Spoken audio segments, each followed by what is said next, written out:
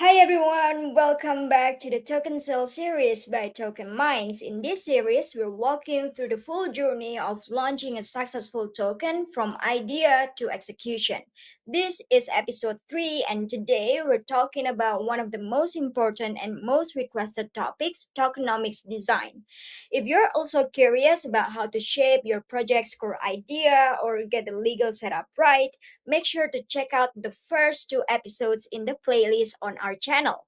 So, tokenomics is something that comes up in almost every project we work on. But what is it exactly? You can think of it as the financial blueprint of your token. It's the logic for how many tokens exist, who gets them, when they're released, and how they're used. You've probably already asked yourself things like how much tokens should go to the team, what's fair for the community, how do I prevent early dumps, or even what will actually make this token useful. That's all tokenomics, and when it's done right, it helps your project grow. It keeps your community engaged, makes your token more valuable over time, and builds trust with investors and exchanges. We've helped dozens of founders design token models that actually work, not just for fundraising, but for building real lasting ecosystem. And this episode we'll be sharing the same approach we use in our advisory, so let's get right into it. When we design tokenomics for a project, we always go back to the six core blocks, or you can also call it building blocks. You don't need to overcomplicate things, just focus on getting these six clear. First is the supply model, and then allocation, vesting, utility, incentives, and liquidity. That's your framework. Each one plays a different role, but together they shape how your token behaves in the market and how your ecosystem grows. In the next few slides, we'll go through each one of them with examples, options, and tips to help you make the right calls for your project. Step one is your token supply model. Basically, how many tokens will exist and what happens to them over time. There are three common types. Fixed cap means you create all the tokens up front and that's it. Nothing more gets added later on. And then inflationary means new tokens are added over time, like for staking rewards or ecosystem growth. And on the contrary, deflationary means some tokens are burned over time, so the total supply slowly goes down. You don't have to stick to just one, you can mix them or phase them depending on your plan. What matters the most is picking a model that fits your project and being able to explain why you chose it. So, we'll go through some real examples next to give you a better feel for the options. Here are some examples of how different supply models show up in the real world. Pure fixed cap is like Bitcoin. There's a hard limit, and the scarcity itself becomes a selling point.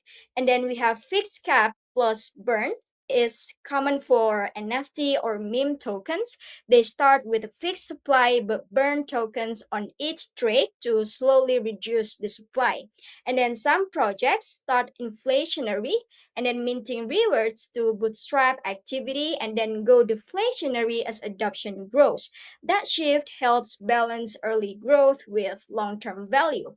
And then there's dynamic supply, where DeFi protocols adjust token supply based on algorithms to keep prices or ratios steady. And the point here isn't to copy, it's to understand how different models support different goals. Your model needs to match your project's logic. Once you define the supply, the next step is how do you split it? That's what we call allocation and distribution. We always tell founders this is where long term health gets decided. Your allocation tells the story of who you're prioritizing and how committed everyone is. There's no one correct percentage, but whatever you choose, you need to be transparent and disciplined. First, publish it clearly in your tokenomics paper. And then make sure every piece, like the team, investors, ecosystem, is backed by a proper vesting schedule. And finally, release a month by month unlock calendar for full transparency so they know what's coming next. No hidden unlocks, no surprise dumps. That's how you build the early trust. Once we're clear with the allocation and distribution, the next step is timing. We need to plan when tokens unlock by building a vesting and cliff schedule. A cliff means nothing is released yet, it's like a waiting period. Then vesting starts to gradually unlock tokens based on a schedule after the cliff period. Why do we need to plan this? Because it prevents early dumps and shows that the team and investors are committed. We always tell funders that this step protects both your token price and your project's credibility. Now, how long should that cliff be? There's no one size fits all solution, but here's what we've typically seen across projects. For teams and founders, 12 months is common. It shows long-term commitment. For early investors, 3 to 6 months gives them liquidity without hurting the token too soon. Meanwhile, for public sale buyers, the cliff is usually short, like 0 to 3 months, just enough to avoid immediate dumps while keeping them engaged. So in this case, you need each group aligned with your roadmap, not just waiting to sell. So after the cliff, we need to decide how tokens unlock. There are two main ways we usually do this. Linear means token unlock in small equal amounts each month.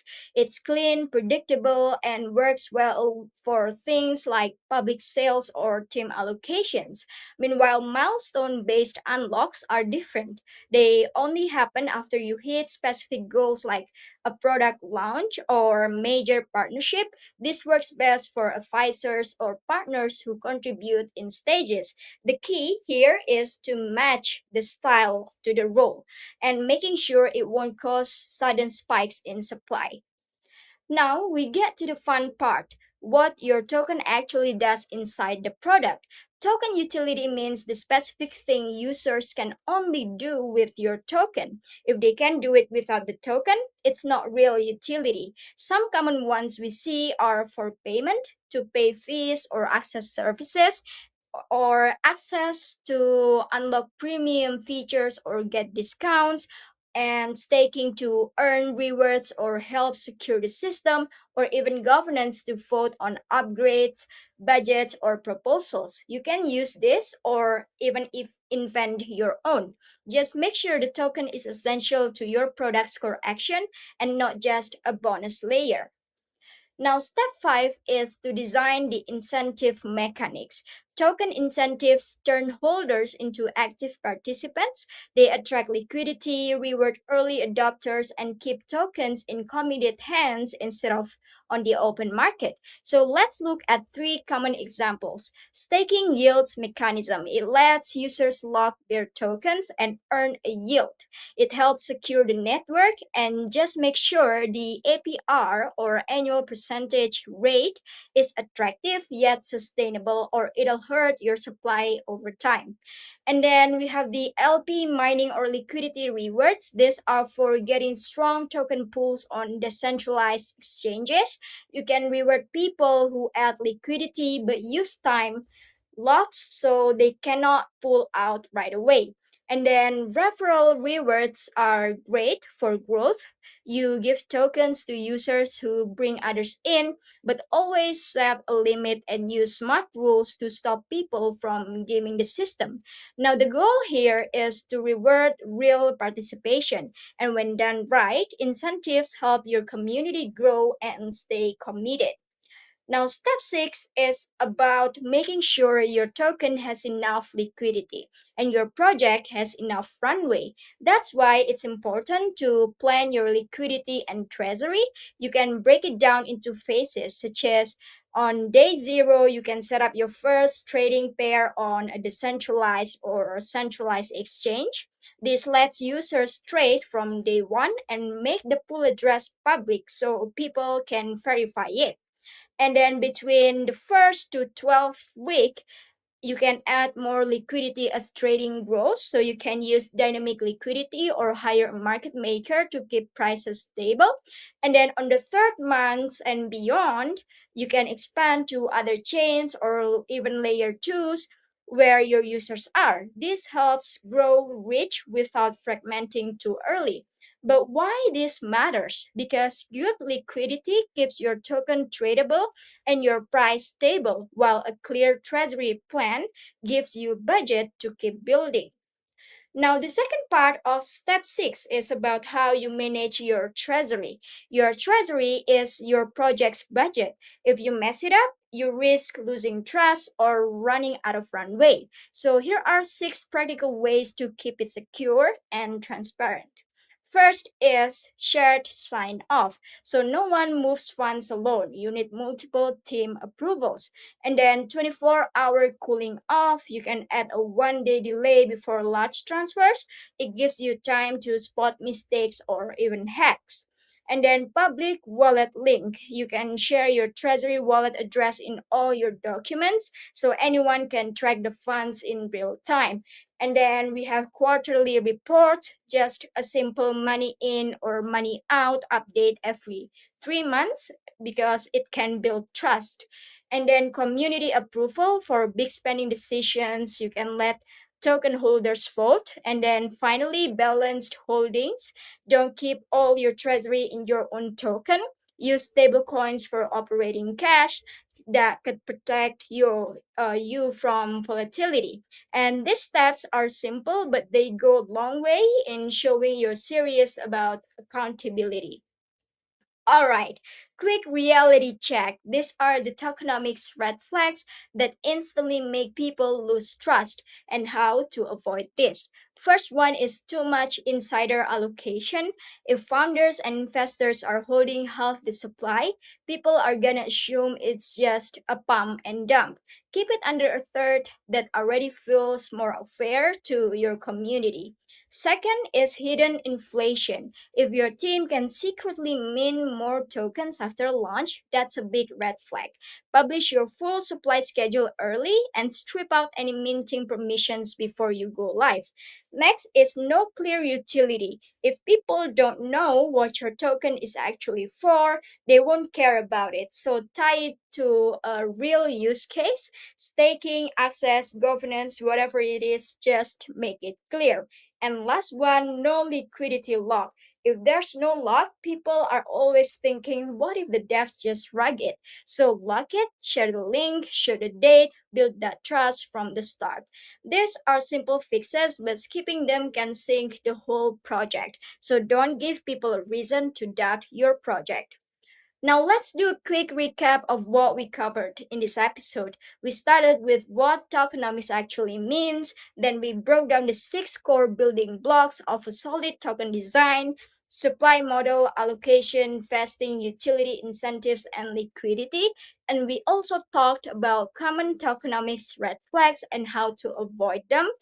All of this gives you a clear, practical path to design tokenomics that support your project. Now, in the next episode, we'll move to the next big milestone: white paper development. How do you turn your full concept into one clear, convincing document? Now, if you found this episode helpful, drop a like and leave a comment down below. What's been the hardest part of your tokenomics design for your project? And of course, hit subscribe so you don't miss what's coming next. If you're curious to go deeper, visit tokenminds.co or check out our socials for more resources and support. Thanks again for tuning in, and I'll see you in episode 4. Goodbye.